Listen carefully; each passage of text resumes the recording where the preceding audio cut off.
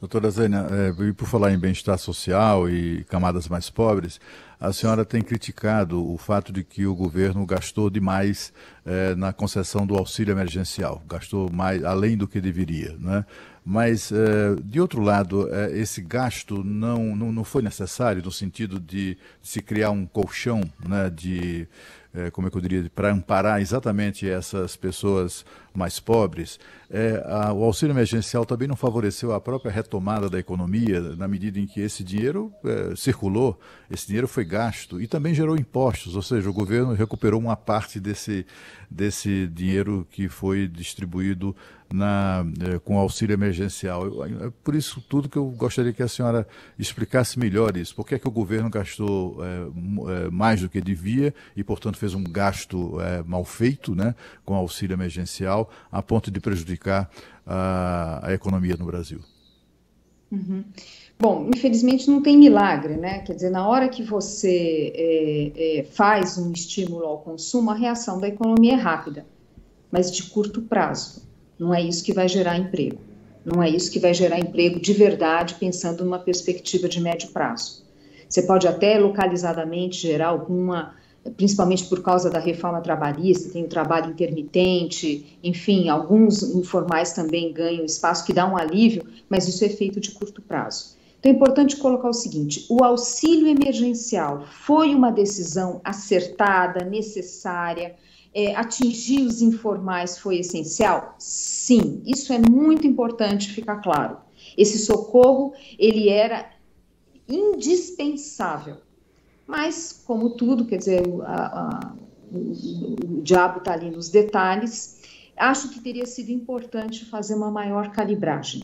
Então, na hora que, por exemplo, se decidiu os R$600, o governo queria inicialmente 200, o presidente tirou da cartola R$500, não conversou com o Ministério da Economia, né? Aí o Congresso falou, então vamos fazer 600. E aí, é claro, o Congresso, ele não vai ser mais realista que o rei. Ele não vai chegar e falar, presidente, mas 500, tem certeza? Claro que não. Isso tem que ser pautado pelo presidente, né? E aí tornou-se, né, ficou esse valor, e mais do que isso, atingindo 68 milhões de pessoas. É muito além da nossa população informal. E que os dados mostram, né, os especialistas que olham lá a abertura dos dados, de acordo com as pesquisas ali, os dados do IBGE, é que você tem um contingente bastante grande de pessoas que não seriam elegíveis, na verdade. Eu nem estou falando de fraude, que isso também aconteceu. Tem um número razoável ali de pessoas que de fato não poderiam estar recebendo, mas o que eu estou falando de pessoas que de fato não precisavam aquele benefício. Uhum. E o meu ponto, só para concluir meu raciocínio, ainda que você gere um crescimento rápido do consumo, e isso a gente está vendo na indústria, a indústria está com produção muito acima, né, ou sensivelmente acima do passado, isso é artificial. E você tem que entender que a conta tem que ser paga. Então, a arte aqui na política econômica é a calibragem. Não é binário, com auxílio, sem auxílio. Tinha que fazer o auxílio. Mas se tivesse feito menos estímulo ao consumo e mais, por exemplo, políticas para apoio a novas empresas, como, por exemplo, a gente viu em outros países, o Brasil, nesse mix entre socorrer o consumo e socorrer empresas, ou socorrer pessoas e socorrer empresas, a gente foi o que mais foi, ou dos que mais foi na linha de socorrer pessoas. E tudo tem um custo e benefício. É sempre custo-benefício, é isso. Não se trata de dizer para fazer ou não fazer. Agora, e olhando para frente, hein, Zênia? Porque esse é o retrato do que foi feito até agora com o auxílio emergencial. Com esse nível altíssimo de desemprego que a gente tem hoje, a gente sabe da relevância que é qualquer tipo de auxílio colocado concretamente na economia. Como é que você enxerga isso? Existe a questão do teto, gastos que não podem ultrapassar esse limite. Há também a necessidade hoje da economia de ter ali algum tipo de propulsão e de ajudar essa camada gigante da população que ainda sofre os efeitos da pandemia. Qual que é a calibragem que você enxerga daqui para frente possível? Olha, Tem toda essa discussão de fazer o Renda Cidadã, que seria um Bolsa Família turbinado, porque a gente tem que reconhecer que ainda há muitas incertezas do lado da saúde, a gente não sabe quando vai ter a vacinação em massa, e tem um contingente grande de pessoas, principalmente na informalidade, que estão em atividades que dependem da circulação de pessoas. Então, teria que ter ainda algum tipo de socorro. Eu concordo com isso. Isso acho que é algo bastante concreto.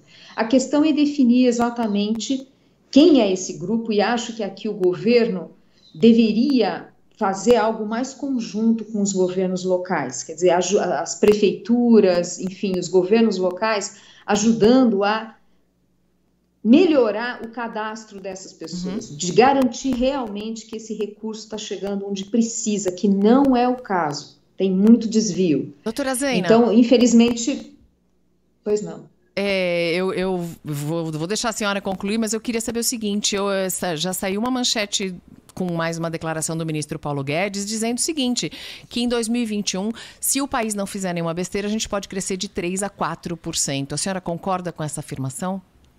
Tá, então só terminar o meu raciocínio ali. Uma política como essa, que vai ser provavelmente necessária, até por a questão da saúde, é muito importante que sejam realocados recursos do orçamento, né? Não é que a gente gasta um pouco, a gente gasta muito e gasta mal. Então, tem que usar essa oportunidade desse momento fiscal para aproveitar isso, inclusive para melhorar a qualidade do orçamento público. Dá para melhorar, dá para ter, por exemplo, uma reforma administrativa mais ambiciosa que já tem efeitos de curto prazo. Dá para aprovar uma PEC emergencial que você reduza transitoriamente remuneração do funcionalismo, é claro, redução da jornada, para abrir espaço no orçamento. Seria um benefício transitório, que é essa renda cidadã, né? É transitório, numa situação de contingência, então que se encontrem recursos também nessa linha. Então, eu acho que é possível conciliar. E não falta capacidade técnica do Ministério da Economia para encontrar soluções. A questão agora é política. O Ministério da Economia propõe uma coisa, o presidente fala, não, isso eu não quero. Então, enfim, governar é fazer escolhas e escolhas difíceis, né? Em relação à frase do ministro, veja, boa parte do que a gente pode ter de crescimento no ano que vem vai depender de como fecharmos este ano. Tem uma questão aqui que é uma coisa muito mais técnica, que é o seguinte, se a gente, que é um efeito, eu diria, estatístico apenas, que é o seguinte, se a gente fechar o último trimestre muito bem, ou seja, tivemos um resultado robusto no terceiro trimestre, que tem casas ali trabalhando no intervalo entre 8% e 9%, e que mais do que isso, que o último trimestre for robusto, isso por si só já eleva de tal forma o patamar do PIB, que quando a gente chega no ano que vem, por mero efeito estatístico, que é o cálculo do crescimento do PIB, é a média do ano contra a média do ano anterior. Então, só por isso, já daria um bom resultado. Algo como 3% já estaria garantido, 3, 3,5%, aí depende das projeções para o final do ano.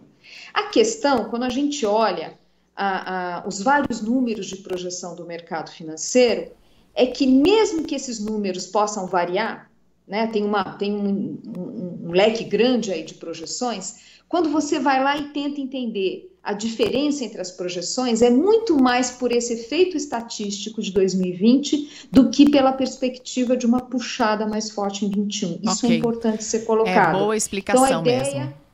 A ideia é que o ano que vem, de fato, é um crescimento mais lento. Agora, o que eu concordo com o ministro é que é o seguinte, se o governo tiver uma postura mais ambiciosa, né, é possível termos surpresas e não ser um crescimento que a gente olha a cada trimestre muito modesto no ano que vem. Mas aí, de novo, é uma questão política, do quanto o governo está disposto a enfrentar agendas difíceis.